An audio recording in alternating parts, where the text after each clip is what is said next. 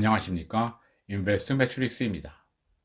오늘은 최근 화두가 되고 있는 미국 금리 상승에 관하여 얘기해 보도록 하겠습니다. 요즘 미국 국채 금리 상승이 주식 시장의 화두가 되었습니다. 특히 금리 상승이 성장주의 주가 하락을 야기할 것이라는 전망이 많습니다. 그래서 최근 20년간 미국 국채 금리가 몇 개월간 1%포인트 이상 오른 경우 성장주가 중심인 나스닥이 어떻게 움직였는지를 전수조사해 보았습니다. 결론부터 얘기하자면 2000년 이후 금리가 몇 개월간 1%포인트 이상 오른 경우가 총 8번 있었는데 8번 중 7번은 금리 상승 구간 중 나스닥 지수는 추세적으로 올랐고 나머지 한 번은 나스닥 지수가 보합세를 유지하였습니다. 나스닥 지수가 추세적으로 오른 7번 중 6번은 상승 과정에서 5%에서 10%의 기술적 조정을 보였고 나머지 한 번은 조정의 폭이 20%에 근접하여 상대적으로 큰 편이었습니다. 금리 상승 구간 중 나스닥 지수가 보합을 나타낸 해는 2004년이었는데 2004년의 특이사항은 페드가 금리 인상을 하였다는 점입니다.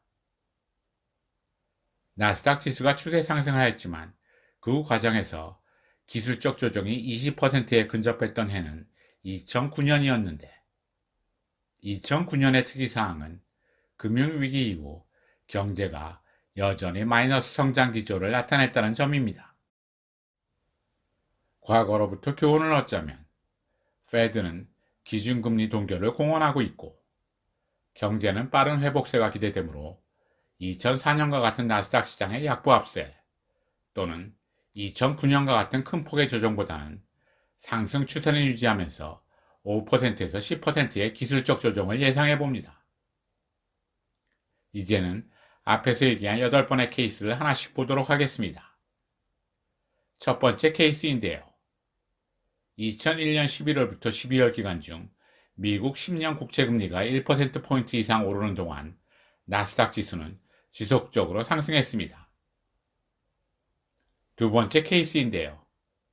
2003년 6월부터 9월 기간 중 미국 10년 국채 금리가 1.5%포인트 가까이 오르는 동안 나스닥 지수는 지속적으로 올랐습니다. 그러나 상승 중간 6% 이상의 기술적 조정을 보였습니다. 세 번째 경우인데요. 2004년 3월에서 6월 기간 중 미국 10년 국채 금리가 1%포인트 가까이 오르는 동안 나스닥 지수는 보합세를 나타냈습니다. 그러나 그 구간 중 10% 가까운 기술적 조정을 나타냈습니다. 네 번째 경우인데요. 2009년 1월부터 6월 기간 중 미국 10년 국채 금리가 1.5%포인트 이상 오르는 동안 나스닥 지수는 상승했습니다. 그러나 그 구간 중 20% 가까운 기술적 조정을 보였습니다. 꽤나 큰 조정폭이었습니다. 이번에는 다섯 번째 케이스인데요.